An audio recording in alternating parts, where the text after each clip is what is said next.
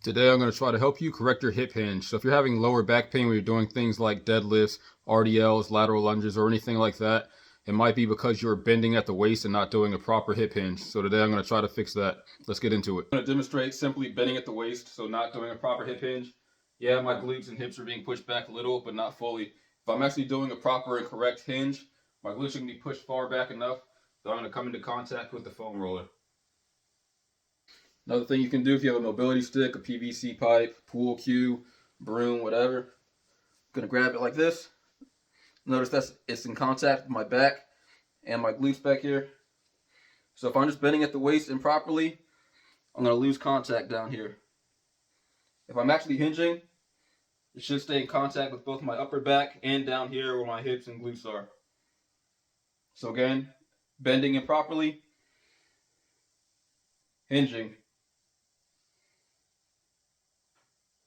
As far as actually doing the hinge, what I'm going to do is I'm going to keep my core tight and pinch my shoulder blades back just a little bit. And that makes it harder to just bend without doing a proper hinge. So you'll see that my knees are bending slightly as my hips are being pushed back. And then coming up, just going to reverse that. So I'm not looking at it as just bending forward at the waist or straightening up at the waist. I'm bringing my hips back in. So pushing out. And then in my mind, I'm pulling back in. And just to simulate the difference between the bending and the hinging as if this was a barbell, you want to keep it super close to your body, right? If I have it far away, it's a lot easier. Of course, I can just bend at the waist and get down here.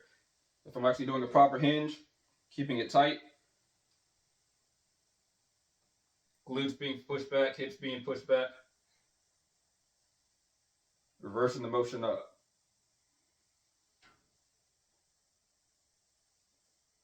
The same thing with the foam roller again. So again, here's me just bending at the waist. Hips are being barely pushed back. I'm actually going to do a proper hinge.